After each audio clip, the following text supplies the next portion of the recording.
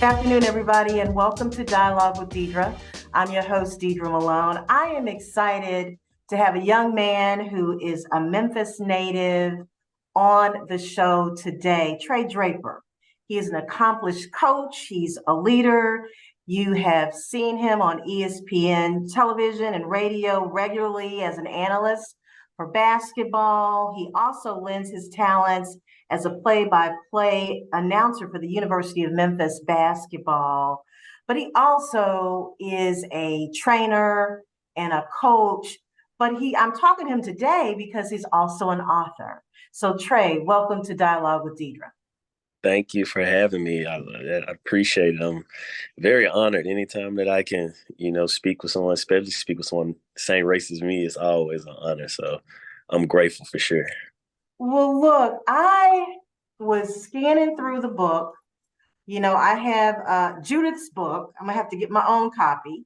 Okay, I got And was reading the story about just your history, your pedigree. So your grandfather, and I knew Larry Finch. My yeah. family comes from Orange Mound. Oh yeah, that's family right there. That's family. So just reading about your grandfather, Leonard Draper, and his relationship with Larry Finch, you have like a really strong pedigree when it Yeah. comes to a community and when it Yes. comes to sports, right? Yeah.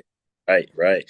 So a little bit that kind of jump started the whole um really University of Memphis. That's all I knew growing up. Right. I had other opportunities um, to kind of branch out a little bit when I was getting ready to decide what college I wanted to go to, but none of them felt it just didn't feel right because all I knew growing up was University of Memphis. Right, when you look back at 1992 and when I wasn't even born, right, I read an article of my mom and dad picking up. They're in Cincinnati. Bob Huggins is the coach, so they gave out Huggy diapers, and I learned a story that my mom, dad, granddad, the Finch family all grabbed a Huggy diaper because they knew I would be born in a few months. So it just comes with. And on that team was the guy that gave a quote on the back of the book, Penny Hardaway, who's now the head coach of Yes. the University of Memphis. So it's all full circle. And then you look at now, I'm a partner and contractor with the University of Memphis. So I made the right decision. But that comes with, as you said, family. That comes with community. That comes with a lot of prayer. Because I didn't know you couldn't have told me 10 years ago when Miss Judith Santark and I, one of my best friends, committed to the University of Memphis that it will play out like this. So I mean, the Finch family that's literally family. When I tell you Larry, Vicky, Talk, I mean, Ron, we go Asia, like we're really connected. And it just felt like the right decision. And man, looking back, it's been a journey, but I'm so grateful. I love the University of Memphis.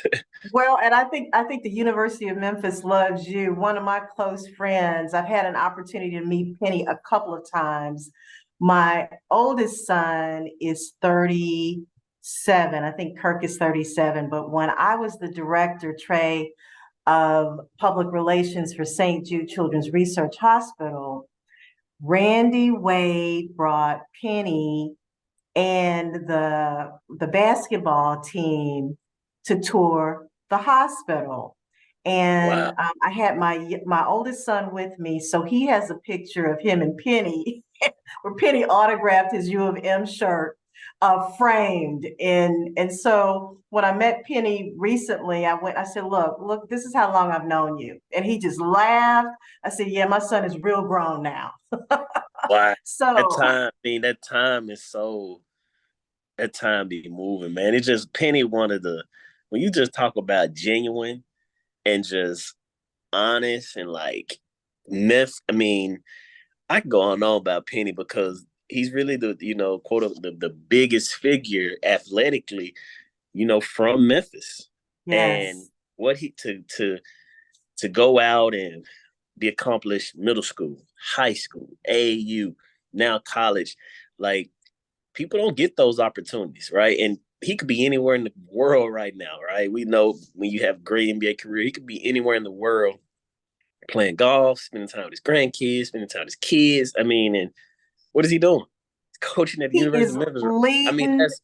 it just says a lot. And people like myself, and I look up to like guys like Penny, Andre Turner, Elliot Perry, right? People that did it, that's from Memphis, that's still doing it in the community, because they've always, I don't really want to tell too much about the book, but I talk about Right. Andre Turner and, reaching back and how he gave me opportunity and empowered me, right? It all comes full circle. And it's like a 360 because who recruited Andre and Penny? My granddad, right? And it's like, Yes. it's just crazy how life works, and it's just, man, it kind of makes you emotional because when you really look at, just what we're on earth to do, it's like we're on earth to help others, right? And that's kind of the route that my grandfather, my father, and kind of instilled in me is like, you got to help people, man. You don't get far if you don't help anyone. Like, what's the point? You don't see success, right? You measure your success by how you bless others, and that's kind of the motto that I've taken throughout this whole approach. Well, let me just say that's one of the reasons why I wanted to interview you because you're so young, but with your pedigree of how you grew up and the people that your family surrounded you with, winning language, the power of relationships, loyalty, and integrity, Trey. I don't want you to give too much away on the Right. book because we do want people, because like I want to buy it for my grandson. Yes, ma'am. So, who's a 10th grader who I think can benefit really coming up to, and for just the everyday person, even someone my age can benefit from Yeah. reading the book. Tell me Yes, ma'am. what was the impetus behind you deciding at your young age to write Yeah, about I this? have one right here. So, what the well, what was I definitely appreciate the support, and everybody that's supporting because if you would have told me 2 years ago when I started this that I have the number one seller on Amazon during the first 2 weeks, I would have been like, Right. nah, right. But over the course of the journey, man, the coaching journey, I've been very successful. I've been very blessed to win. And excuse me, when I say win, I mean like just win in life, right? Like I'm happy, I'm at peace. I have my family's here to support me. Um, and when you take that and you take the sports and you say, okay, the University of Memphis, they're the third winningest 4-year senior class ever.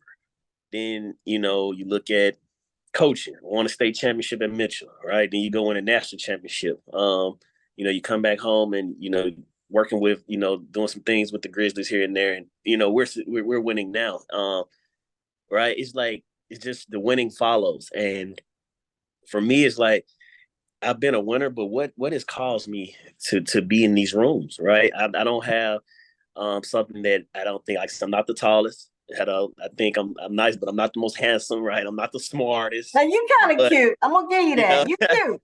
I mean, like, but I appreciate it. But what possesses me to I think I have something that the eye can't see, and that's building genuine relationships, right? That's being loyal when I have these relationships, and that's everything that I do. I have that integrity, and that has every stop of the way and that's the foundation that my father, my grandfather, my mother, and my grandparents instilled in me. And along the way, that's what I had. And that relationship, the loyalty, the integrity caused the winning language. But the twist on it is, okay, I'm in the sports world, but I have friends and I have mentors that's not in the sports world, right? I have guys like Willie Gregory, who works with Nike. That's an apparel company. Willie gave That's right. he read he gave a quote in the book, right? And he's a great friend of Miss Judith, and everybody in Memphis knows him. But he's I very love successful. Willie. He's a good friend of mine.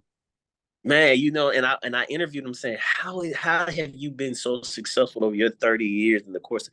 And I built relationships. I'm very loyal. And I interviewed a couple more people. I interviewed some people with the AutoZone, Holiday Inn. And these are major corporations. And with these corporations, it's like the same things that make us successful in sports make these corporations successful in business. And what I mean by that is in business, they're going for a bottom line. Right. It's either in the red, we're in the green. And these things that we have, the relationships, the loyalty, building the community, building the aspect, being a great leader, being a great follower of good leaders, put us in the green. And in sports, we want a trophy. And, what do you have in sports? You need to be on time. You need to be dependable. You need to have accountability, right? You have to be a star in your role. Everybody can't be the superstar. Everybody can't be the star. Well, when you talk to, my people at Holiday Inn, I said, or the flight attendant. I love to tell the flight attendant story, right? I interviewed the flight attendant. I was sitting next to the CEO on the plane, had no idea who he was, and they didn't even know he was the CEO. And we just got to talking, and he said, finally it came out that he's the CEO. He was just watching. He said, the most important people of the business of the flight business is the flight attendants, because they're so interactive with the customers, with the people. Everybody. And I thought he's like. I'm like, wow. So just being a star, like they have to show up every day because they're interacting with people. They have to be a star in their role. Well, when you look at a successful sports team, everybody can't be the Tarek Black. Everybody can't be the Joe Jack. Everybody can't be the Will Bartons, right? So I had to figure out at the University of Memphis where I could fit in. I had to star in my role. So, I talk a little bit about that in the book. So it's just a lot of journeys of different people, not just myself, right? It's not autobiography, it's not a memoir. Okay.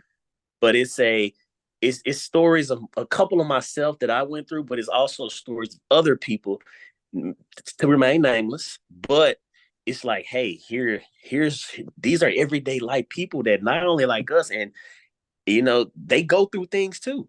And just the emphasis was, and at that journey, I know I'm kind of a little bit long-winded with this question, but I started to see a small amount of success with it, with the sports side. And, I wanted to put out something. I couldn't be everywhere at every time. I'm only one person, but I figured if I could write something, I could put it out there, and this could be everywhere, right? I can't be there, but this can, and over time, it's been an honor. It's been a blessing for sure. Well, I can tell you that Willie Gregory, I'm so glad you had an opportunity to spend some time with him. He's like a connoisseur of people. He will watch you from afar, Trey. And I know this because I've benefited from it. I mean, I got a call from like a major law firm to handle a crisis PR issue because Willie Gregory was friends with the lead attorney and Yeah. said, the Olivia Pope of Memphis is Deidre Malone. You need to call her. Yeah. Really did that. Man, that's I call him uncle. Yeah. Like that's and if you flip to the back, I have the book here, and I actually have a copy of it. It's crazy. I flip right to it, but it's in the back. He left a quote, and I don't take that for granted, because when people got to spoke, because I wanted to understand, like, the world that we live in. It's like, okay, what am I reading this book for? Why am I reading this book? Right. All right, cool. We Right. flip to the back. Here are people that read it. If you don't know who I am, here are people that are highly successful in their careers, very well known, who spoke about the book. And and we come with, and that's just the world we live in. We need credible sources to basically stamp us, for people to do it, and before we get opportunity. And it's kind of like a reference. I kind of look at it like a resume, and in the back of the book is like my references. And Oh my man, Willie's goodness, family, it's and amazing. I always try to give him his flowers when I can, because I mean, like you said, he's a connoisseur of people, and he's one of the main people that talk to me about building genuine relationships, right? It's not always about just, hey, what can I do? It's, hey, how you doing today? All right, cool. How's the family? All right, man, just checking on you. Love you. Appreciate you. Be safe. You need me, call me. That's it, right? Because now when you finally reach out to those people 2 months from now, it's not a random call, right? We keep in contact. Right. And that was one of the lessons he taught me early on, man. I'm talking about early on is like eighth, ninth grade. So for sure, Willie definitely deserves a spot. Well, I'm looking at all of these and they are testimonials to the book. Let me just say this. Jaden Springer, Philadelphia 76ers, Penny Hardaway, Valencia Jennings, Home T 3 AM Hoops co-founder, Jeremiah Robinson Earl, Oklahoma City Thunder. I mean, this is amazing. So Trey, I'm going to ask you one last question, and then I'm going to let you go. One of the chapters is the law of mental toughness.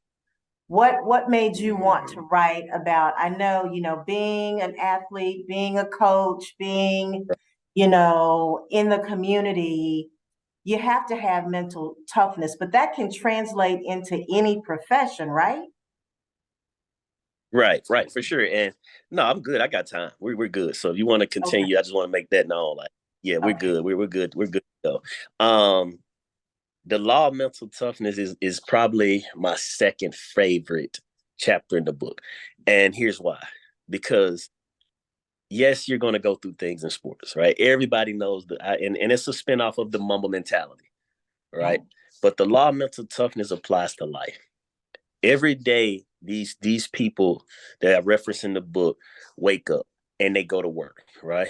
But you mean to tell me they don't have at home problems? They don't have marital problems? They don't Right. have small health issues? They don't have car trouble? They don't have, and they still have to be successful. So that's where the mental toughness kicks in because no matter who you are, you're going to go through something that's going to require you to tap into either I'm going to keep pushing or I'm just going to give up, right? Because, one of the saying goes, you just came out of a storm, you either going into one or you're in one right now, and you know what I mean? That's kind of where it is. Like that's just, the life that we're living. But the ones that become successful are the ones that figure it out, right? And who are the ones that figured it out?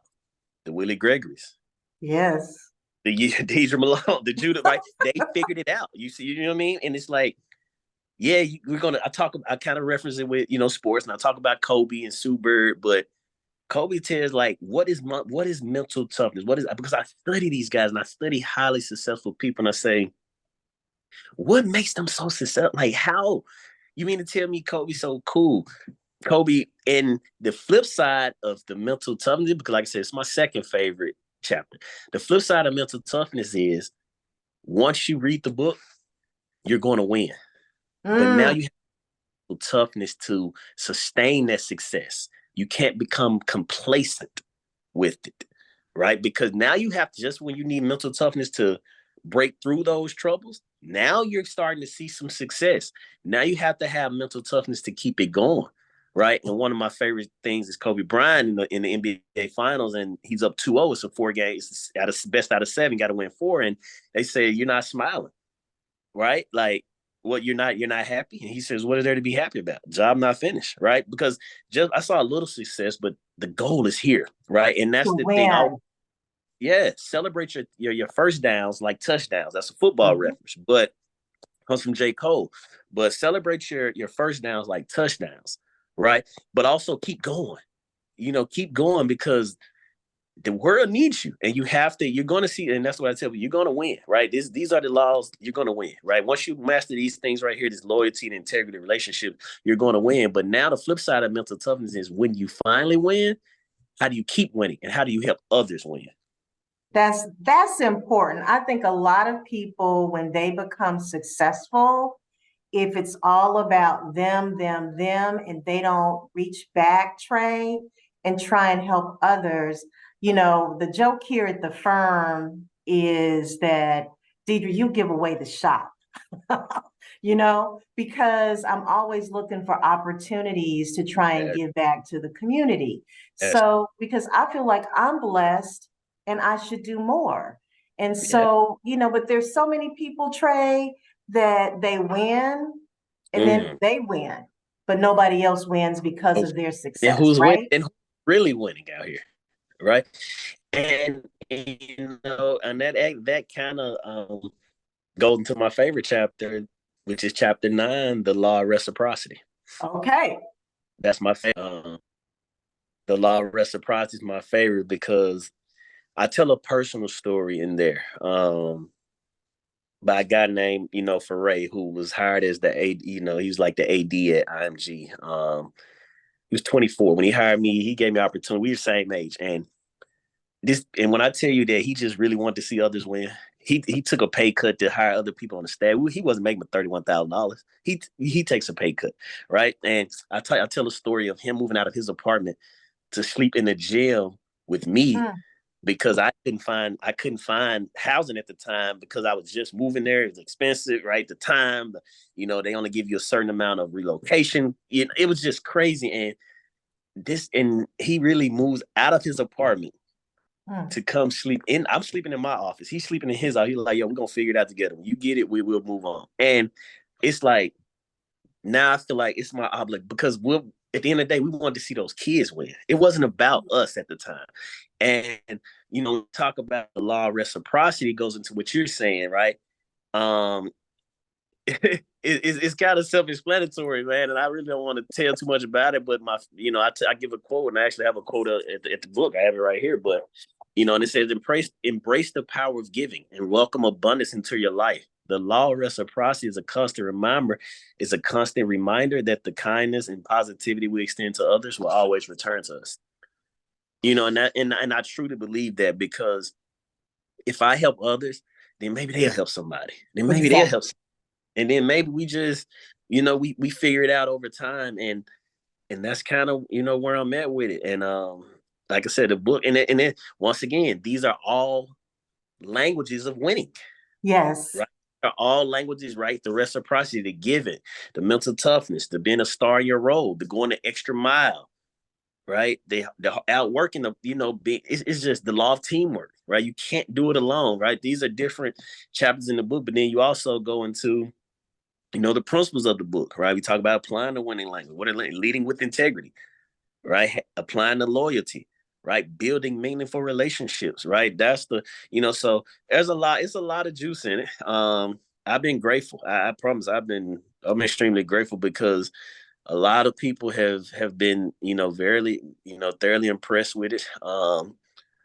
And I just, like I said, I just wanted to put something out there that could help the mass majority, especially African American people, because Yes. I always say that, and because my grandmother, rest her soul, used to tell me, "You want to hide something from us?